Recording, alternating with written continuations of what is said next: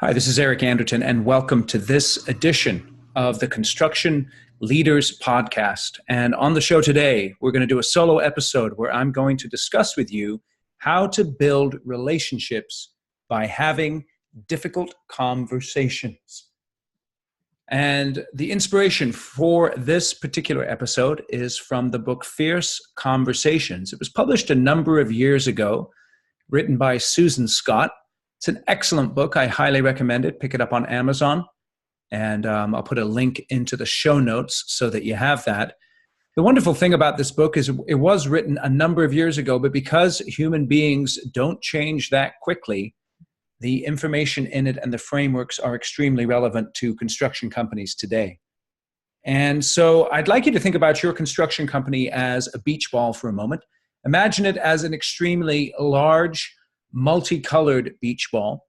And each one of the people involved in your company, from the various departments, be it estimating, be it project management, be it the people in the field, be it your accounts payable, accounts receivable folks, each one of them are standing on a different segment of the beach ball.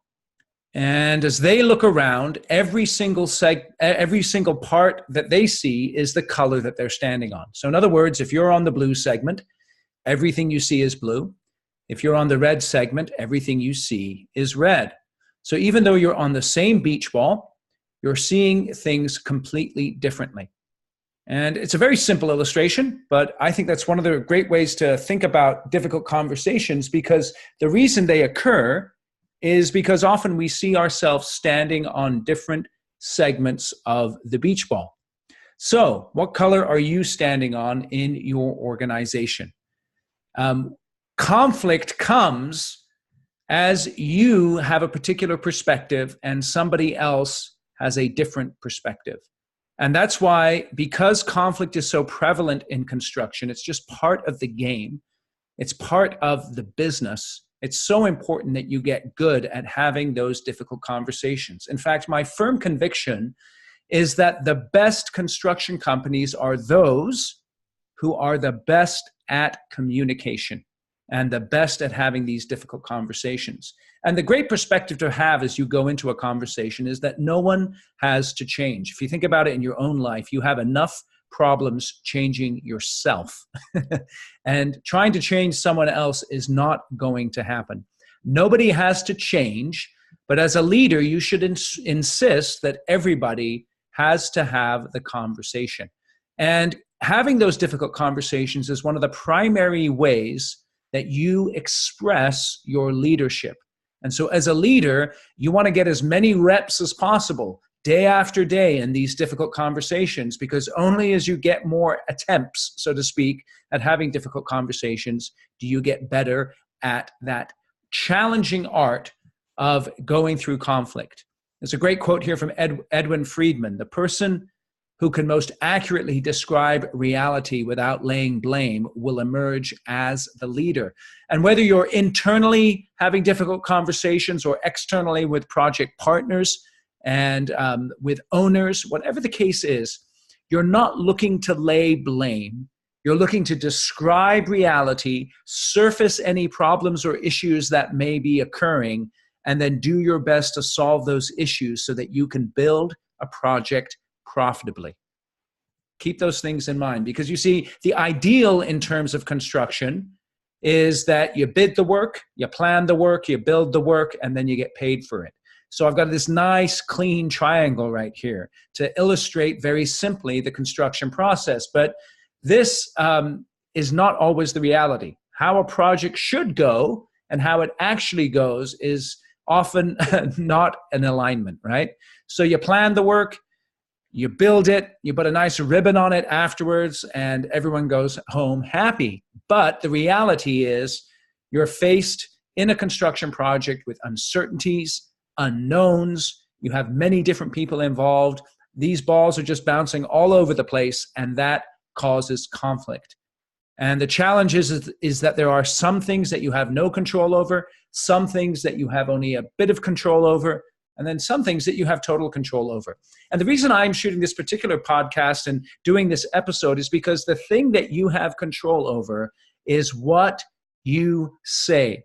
and how you approach a difficult conversation. And that's why I want to share with you in this particular podcast 7 principles of having difficult conversations. Think about the nature of reality. I'm no physicist, but I know one thing. The law of entropy not only works in the universe, but it works in companies, it works in individuals, it even works in your family if you think about it. Things begin in order, right? There's this sense of order that comes when a project's being kicked off in many ways. You've got the nice clean plans, everyone's optimistic, everyone's looking forward, everyone is happy to have the work. But then disorder begins to kick in. Communication begins to break down. Issues begin to show up. Schedules begin to slip. Quality begins to deteriorate. Profit begins to fade. And many times what can happen is chaos occurs.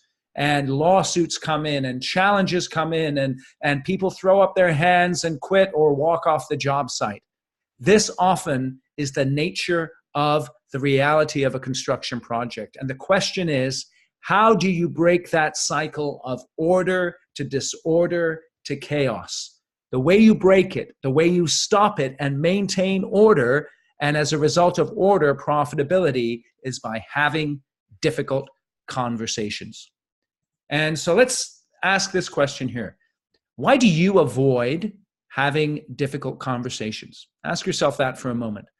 Then why have difficult conversations? Why go through the pain and the challenge and the heartache often that's associated with difficult conversations? And then we want to talk about the consequence of avoiding difficult conversations. Why do people avoid difficult conversations? Well, pretty simple. There's 2 reasons, I think. A lack of trust, and then a fear of conflict. Now, some people enjoy conflict, but many people don't. They fear having the difficult conversation. And one of the reasons that people are afraid of those difficult conversations is they don't trust the people that they're having the conversations with. In other words, they don't trust that those people will have the best intentions in those difficult conversations and will receive what someone else has to say. They don't trust that they are in it to win it, so to speak, or in it to build a profitable project together. They're not all in for the very best interest of the company and the project. So that lack of trust and that fear of conflict leads to people avoiding difficult conversations. The reason you want to have the difficult conversations is because that is the path to maximizing performance and profit on every single project that you build. And the consequence of avoiding difficult conversations is really simple. I want to illustrate it. It's this combination of time and pain. And think about this very, very simple illustration here. This is the pain-time continuum, you could say.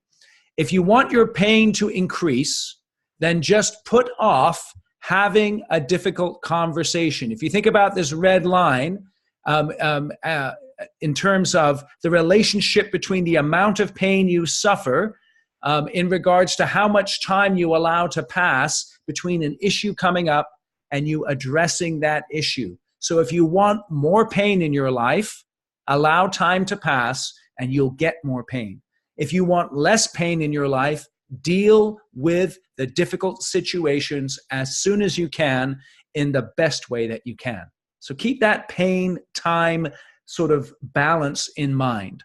Now, there's no guarantees when you have a difficult conversation. There are only possibilities. You can't guarantee what the other person can do. Will do. The only thing you can control is yourself. So keep that beach ball analogy in mind as you go into every conversation with whoever it is. You're on this big beach ball and everything you see is blue. They're standing on the orange segment and everything they see is orange. And you guys need to work out that difference of perspective.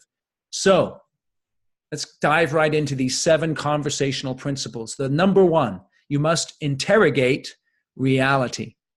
Okay? In a business, reality is found by doing 2 things. Having conversations based on the numbers that are driving your business. In construction, there are metrics that you can track in terms of how much work you're bringing in to the organization, how successful you are at building that work on time and under budget and with safety. All those things are measurable. All those things are trackable. So think about the numbers that you need to look at in order to interrogate reality, and then take those numbers out into the conversations that you need to have with your people on a daily basis. Be willing to interrogate reality. Burying your head in the sand is not an option, because remember, the more time you allow to pass, the more pain is going to increase. The next conversational principle, number 2, is you need to drop the mask. Come out from behind your mask, the mask of your pride, the mask of your fear, the mask of your reputation, all the things that you hang on to meet your needs and to prop yourself up. Drop those things. Come out from behind the mask and tell the truth in the conversation. This is another key. If there is an issue that you need to address internally or externally, the best thing that you can do is to tell the truth, to be completely transparent so that you can address the issue. Now, obviously, particularly with external conversations, you need to be wise in what you share, but at the same time, you need to be able to address the issues that you face in your business and with your project partners so that you can maintain those relationships and so that you can press forward with building projects on an ongoing basis. So you need to come out from behind the mask. Quit faking it. Quit trying to be the man. Get into the conversations and work out your difficulties with other people. The third thing you want to do is you want to give full attention. So let me tell you what I mean by that. Each one of us has a little device in our pockets called our smartphones that keeps us from giving our full attention to so many conversations. And because you can't give your full attention, you miss nuance in a conversation and you communicate to others that you don't really care about them. I'll give you a little illustration. When I'm having a difficult conversation with my wife, or even a non-difficult conversation, what I do is I take my phone and I throw it away from me on the other side of the couch so that when she sits down and she wants to talk about something going on with our kids or something going on with life, I can give her my full attention. It not only helps me to focus, but it communicates to her that I actually care about this conversation. And let me guarantee you, if you do not give your full attention to a difficult conversation, other people will think that you don't care. The next principle is to tackle your toughest issue today. You must take on your toughest issue. So ask yourself, what are those conversations that you're avoiding? Why are you avoiding them?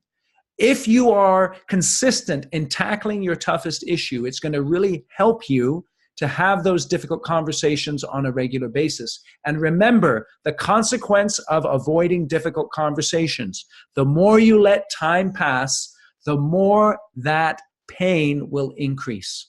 So tackle your toughest challenge today. So write down for yourself, if you're not driving in your car, write down for a moment, what is the toughest challenge that you must tackle today? Make a commitment today to having that conversation. And if you can't have it today for whatever reason, make a commitment to having that conversation this week. But don't keep putting it off, because the more you keep putting it off, the more pain you're going to receive. Now, this next principle is absolutely killer. This is ask just one more question. And I call this the $1 million question. And I'll tell you why. I was teaching this principle to one of my clients. And we did it 1 month, and then next month we came back and we asked, how did people apply using these 7 conversational principles? And one of the project managers shot up his hand and said, I asked just one more question. So being the good, meeting facilitator, right? I said, tell me more. And he said, hey, listen, and they're a subcontractor, by the way. So he was on the phone to the superintendent of the of the general contractor. And he asked the general contractor, hey, are you guys ready for us to come out and do our portion of the work? And guess what the general said? The general said, of course we are, we're ready. And then the project manager of the subcontractor, my client, he said, well, I know that general contractor, and I know that they're not always ready. So I decided to ask just one more question. And this was the question. He asked, are you really ready? And you know what the general said? I'm sure you can guess. The general said, "Nah, we're not ready for you." Now, if this has ever happened to you, you know exactly what I'm talking about. And what's interesting is in that meeting, one of the partners of the subcontractor, my client, shot up his hand and he said, "It costs us $15,000 to fire the engines around here." So in other words, if the project manager hadn't asked just one more question, it would have cost them $15,000 to get up a crew, send them out to the job site, and then stand around while the general was still trying to get their act together. Now, take that $15,000 and multiply that over a number of years, and you can see how quickly you can get to $1 million and how quickly you can save $1 million just by asking one more question. So think about the last time you had a conversation and you walked away from it and you're thinking, man, I should have just asked one more question. And next time, when you have that instinct, when your gut's telling you, based on all of your experience in construction, I should ask one more question, make sure that you do that, okay? Now, the sixth principle is this: be responsible for your emotional wake. Now, what do I mean by that? You have an impact on people. And if you're a leader, you have a massive impact, not just an impact in terms of the things that you do, but the way that you behave. You have an emotional impact on others. You can inspire people to greatness, but you can also intimidate and demean people and really suck the life out of them by the way that you show up. And sometimes you may not even be aware of it. I've been reading this biography of Winston Churchill, and this man had many, many flaws. But the one thing he was able to do was to inspire people to follow him, because during the toughest times of World War II, he had an extremely positive and optimistic outlook. And he understood that if he was going to rally people behind him in order to overcome the challenges that were being faced, he had to win their hearts. And if he came out demeaning them and acting in a way that was irresponsible in terms of his emotional impact, he wouldn't be able to do that. So think about yourself. When was the last time someone said to you after a meeting, hey, you know the way you were speaking to someone in there just now? That didn't have a positive impact on them. When was the last time that happened? Now, it doesn't mean that you can't tell the truth. It doesn't mean that you can't say hard things in certain situations, but you have to know that as the leader of an organization, your words carry an emotional weight. So make sure you take responsibility for that. And let me give you a practical way to take responsibility. Let's say you're in a meeting, having a difficult conversation. You walk out of that meeting and you know in your heart that you should have done things slightly differently. You know the best thing you can do as a leader? It's to apologize. Pick up the phone or go face-to-face with that person and say, hey, listen, in that meeting just now, I was too hard on you. I was too intense. I just want to apologize. It doesn't mean that you can't tell the truth, okay? And it doesn't mean you can't face tough issues. And it doesn't mean that sometimes you say hard things, but take responsibility for your emotional wake. And then the last of the principles for having a difficult conversation is let the silence do the heavy lifting. We're such a noisy bunch of people, aren't we? We get so overwhelmed by the amount of information that we get bombarded with. Our minds are always going at 100 miles an hour. And sometimes, you know what we got to do? We just need to shut up. You just need to ask a question and then let the silence do the heavy lifting. Don't feel that you have to fill the void with more chatter. Ask a question and then let the silence do the heavy lifting. Let the receiver of the question sit with it for a moment and let them think through their answer. And don't feel that you have to immediately fill the space, like I said, with your own chatter. Let the silence do the heavy lifting. So those are the 7 principles of having a difficult conversation. Remember the beach ball analogy. Everyone is on a different segment of the beach ball as far as the project's concerned, as far as your company's concerned. It's a big beach ball, and they are on different segments, and they see things differently. Some people see blue, some people see yellow. Everyone's got a different perspective. Your job as the leader is to use those 7 principles of having difficult conversations and apply them so that you can negotiate the differences in perspective and keep focused on your job as a leader in a construction company, which is this: building profitable projects safely with high quality, under schedule, and maintaining relationships both with your employees and your project partners over a long period of time. So now, keep in mind, no one has to change. Everybody has to have the conversation. There's no guarantees. In a difficult conversation, there's only possibilities. And now it's time for you to get to work. We're going to end with my favorite quote from George Patton. A good plan violently executed today is far better than a perfect plan tomorrow. As you've been listening to this podcast, you've probably been thinking about conversations that you need to have, that you've either been avoiding or that you have had and haven't done very well. What conversations do you need to focus on in the next week in order to move your company forward? Which conversations do you need to have, with whom, by when, and where? Now, this is important. When you think about your next difficult conversation, maybe the last time you had it, the reason it didn't go well is because it was just via email. It wasn't even a conversation, or perhaps it was over the phone. And you know that what you need to do is get in your car, drive out to the job site, go belly to belly with that sub or with that general or with the owner's rep, and really deal with the issue. Take these 7 conversational principles that I shared in this podcast and use them as a way to prepare for the conversation and to ground yourself in those difficult conversations. My name is Eric Anderton. I really appreciate you listening to this podcast. This is the Construction Leaders Podcast, and it's been brought to you by Kick-Ass Meetings. Kick-Ass Meetings, I tell you, this is a method I've used with construction companies for over a decade to help them to surface and address the toughest challenges that they face in their organizations. Everybody hates wasting time in meetings that suck. Kick-Ass Meetings helps you to run an extremely effective, powerful meeting consistently. And if you'd like to download a copy of the short ebook, Kick-Ass Meetings, just go to my website. It's Eric Anderton, and Anderton is spelled Anderton. So that's Eric with a C, Anderton.com/kick-ass-meetings. Download that ebook. It's completely free. You can read it. I know you'll get incredible value from it. You'll see a practical illustration from one of my clients in light of how to address an issue and build an action plan on how to overcome that issue. So check out that ebook, ericanderton.com/kick-ass-meetings. Thanks again for listening to the podcast. Subscribe on iTunes or wherever you get your podcasts. Make sure that you share this with other construction pros who you think may benefit from it. And I really appreciate you listening to the podcast. Have a terrific day. I'll talk to you soon. Bye-bye.